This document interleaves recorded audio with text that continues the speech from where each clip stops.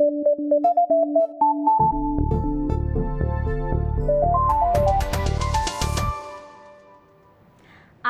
announces a plan to help New York City put solar energy on the grid. I'm Catherine Rampell, reporting for Business Day Live. Computer giant IBM says it is putting big data to work to make cities more efficient. And Mary Walsh reports on the implications of major new decisions to cut public union benefits. But first, Michael De La Merced joins us to talk about reactions to an announcement by NASDAQ yesterday. NASDAQ OMX, the company that runs the exchange, said it would pay almost $40 million to investors who said technical glitches interfered with trading during the Facebook IPO. Michael, thanks for joining me. Thank you. So what actually happened with the glitches in Facebook's first day of trading, and was it NASDAQ's fault? Sure. Well, we're still several weeks out from Facebook's IPO, and we're still living with a lot of the problems. And what essentially happened is that NASDAQ had problems setting an opening price. And so when they tried to fix the problem, that ended up kicking out a lot of trades. And so for a time, people didn't know how many Facebook shares they owned, whether any orders they had to buy or sell shares went through, and it was a bit of a mess. What was the scale of the losses? Some trading firms estimate that the losses could amount to 100 million or more. And this was a $40 million offer, basically. Right. So what NASDAQ is offering is about $40 million. Some of that is going to be cash, and some of that's going to be basically rebates to the trading firms. And it's also important to remember that NASDAQ isn't offering this to investors directly. They're offering it to their member firms who are then supposed to pass it along to their investors. So I can imagine that investors might be concerned about actually being properly compensated. The reaction that we've been hearing so far has not exactly been positive to NASDAQ. We've got Knight Capital, which is one of the major trading firms, which has actually come out and said that they're disappointed in this. They said that it's not enough to cover their losses, and they really think that NASDAQ has to do a lot more. And is this the end of the kerfuffle then? I mean, now that NASDAQ's put this on the table and all of these other parties are still unhappy? It's not the end yet. The SEC still has to approve the cash portion of it, which is almost half of what NASDAQ is offering. And we might expect more firms beyond Knight to come out and say this is a real problem. They're not happy with this. You already have other exchanges who are unhappy with other parts of this. But in general, this has left a lot of people not feeling very satisfied with what NASDAQ's offering at the moment. Well, thanks very much for joining us today. Thanks, Catherine. Tech companies can now analyze huge amounts of information about our daily lives. It's called big data, and IBM has been trying to establish itself as the leader in using big data to make cities more efficient. Reporter Louise Story sat down with Karen Parrish from IBM to discuss a joint venture here in the Big Apple. The idea, announced today, is to increase the city's use of solar energy through better use of information.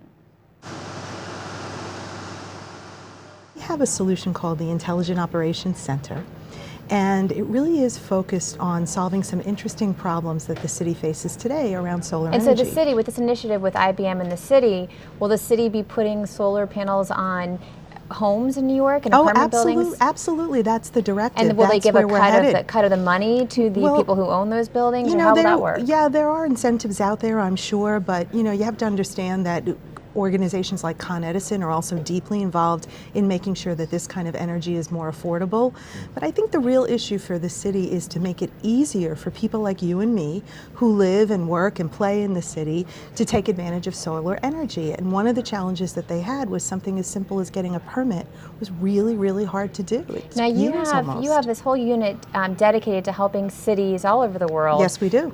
Figure out how to use the data that they're getting in. Yep. And so big data, it's a catchphrase in technology. So how will you be helping the city use its data? What types of data will you use for solar energy? Well, the Intelligent Operations Center addresses a number of forms of data. So think about satellite feeds, for instance. If you know what the weather conditions are going to be, you can be able to determine when you're going to get the greatest amount of solar energy. So that's one form of data. You also might want to look at traffic patterns because you might want to see what your carbon emission data looks like. You want to look at the solar panel panels that exist today, and you want to determine how effective are they in providing cost-effective energy. And New York City is not looking at this data already? Yes, but it's siloed. And so the city doesn't have it integrated? Not yet, not without the And intelligent so this is a joint venture between the city and IBM, and ultimately you may go to other cities. Will New York City be profiting off of taking this solar solution to other cities? That's yet to be decided. The thing that New York City that's so unique about New York City is they're really the first that's going after the solar energy problem using this kind of technology. You mentioned Rio earlier, and Rio was really focused on disaster management, making sure, yes, that's right, because they suffer from tremendous floods. And let's face it, they're going to host the World Cup, and they're also going to host the Olympics. And they want to make sure that they can handle thousands and thousands of people in an emergency management system. And what are a couple other cities that have worked with you all on big data solutions, and what are they used for? We worked with the city of Xinjiang in China, and they're focused on traffic patterns. You know that there's a population explosion. In fact, in most cities, there's a population explosion. Not just in China. We estimate, statistics show, that 1,000 people a day are moving. So you hear about big data, it sounds like it's abstract thing, but these are very tangible uses. Absolutely. Well, thanks so much for joining us. It's my pleasure. Thanks so much. This week, California voters elected to cut pensions for existing public workers in San Diego and San Jose. It was a tough blow for organized labor, one that may pave the way for similar changes in other states. Mary Walsh is here to discuss how events in California may set a new precedent for how public workers' benefits are protected nationwide. Hi, Mary. Thanks for joining me. Hi. So what has the difference been historically between how private sector pensions are protected and public sector pensions have been protected? Yeah, it's about two different legal standards, really. The workers at companies have a federal law that protects their pensions. And in the public sector, they have usually state laws or local ordinances. Those are much more protective. It's a lot harder to reduce a public worker's benefits legally than it is for somebody in the private sector. So like a teacher has a better protection than somebody at a company. So the idea is that whatever pension benefits you were promised when you started, that will continue through the duration of your career, as opposed to if you work at a private company, you're still guaranteed your pension benefits up until the day that they change them, but then going forward they can say, the next 15 years you're not going to get paid a pension, right? Yes, it can be changed anytime, or it can even be stopped entirely, and no one can take away from you the benefits you've already earned. But going forward, what you would have earned had they not changed the pension plan, that's not guaranteed. So what is unusual about these two votes? What's the significance of them?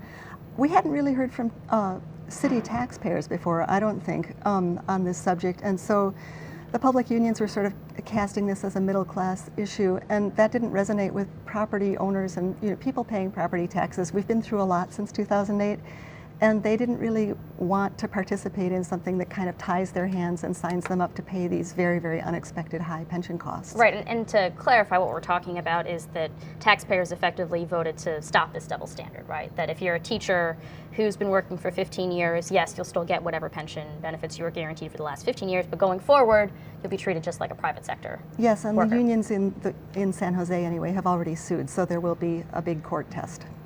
So what kind of precedent could this set going forward? It's happening in other states too. Everybody sort of has this problem. We need more money to pay these pensions than we have in pension funds.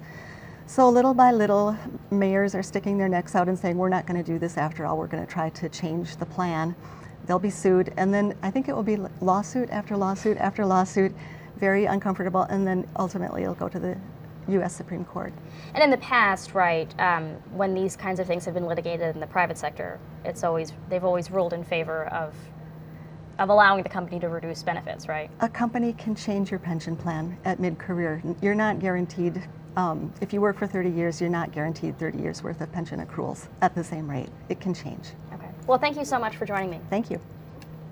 That's all for today.